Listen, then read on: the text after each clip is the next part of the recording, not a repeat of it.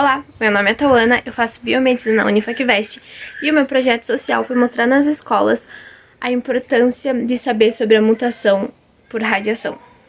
Muitas pessoas não sabem, mas as primeiras relações entre a radiação e os efeitos biológicos no homem foram estabelecidas por meio da observação de efeitos danosos em pessoas pelas primeiras exposições com o raio-x.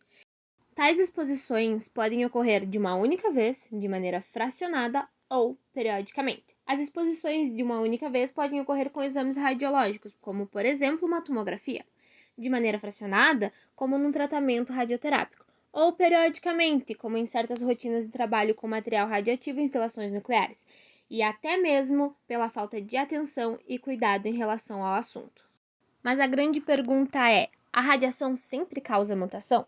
Bem, os efeitos da radiação dependem da dose, da taxa de dose, do fracionamento, do tipo de radiação, do tipo de célula, tecido e indicador considerado. Tais alterações nem sempre são nocivas ao organismo humano. Se a substância alterada possui um papel crítico para o funcionamento da célula, pode resultar na alteração ou na morte da célula. Em muitos organismos e tecidos, o processo da perda e reprodução celular faz parte da sua operação normal. Quando a mudança tem caráter deletério, ela significa um dano. Portanto, dos danos celulares, os mais importantes são relacionados às moléculas de DNA. Os efeitos da radiação do DNA são que as lesões podem ser quebradas simplesmente ou da dupla molécula, ligadas, cruzadas entre o DNA, entre DNA e proteína, alterações nos açúcares ou em bases, que são substituições ou deleções.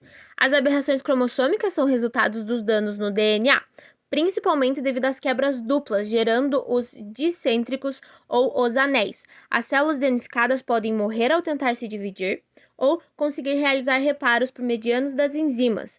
Se o reparo é eficiente e em tempo curto, o DNA pode voltar à sua composição original, sem consequências posteriores. A pergunta é: e por que ocorrem as mutações? Bem, a radiação ela se move pela matéria e por isso é capaz de penetrar nas células humanas, prejudicando principalmente as células com taxas altas de divisão, como por exemplo as taxas reprodutivas. A energia da radiação altera condições físico-químicas das células. A alteração ocasiona a morte celular e a alteração do DNA. E a radiação ela provoca uma ionização celular que enfraquece as ligações celulares.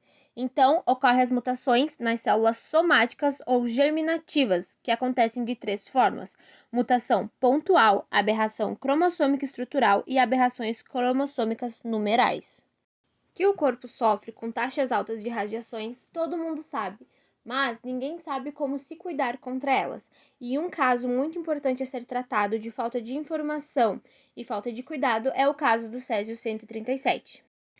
Em setembro de 1987, aconteceu o acidente com o Césio-137 em Goiânia, capital do estado de Goiás, do Brasil.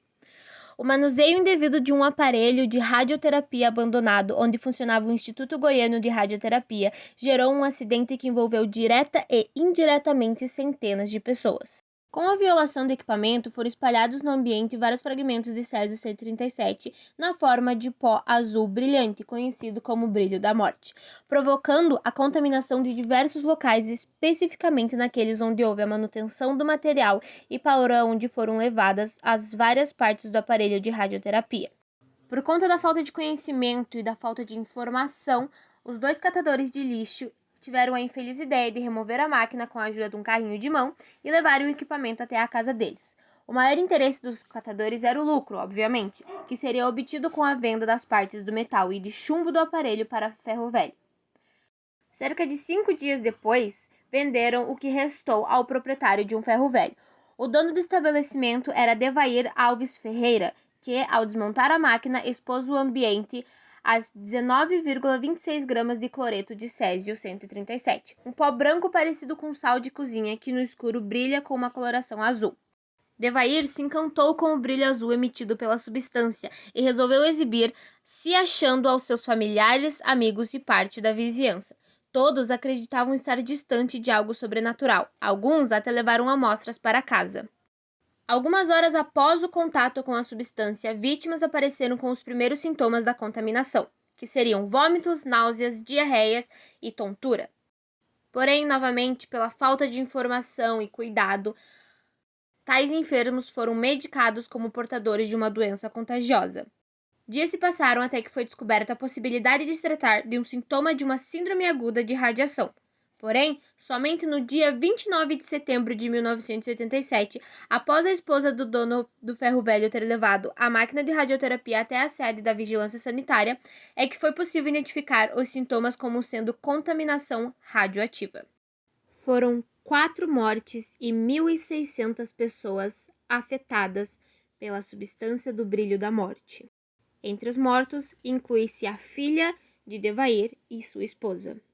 Pessoas que não morreram por conta do Césio-137 sofrem até hoje com tumores, câncer e outros problemas físicos de saúde.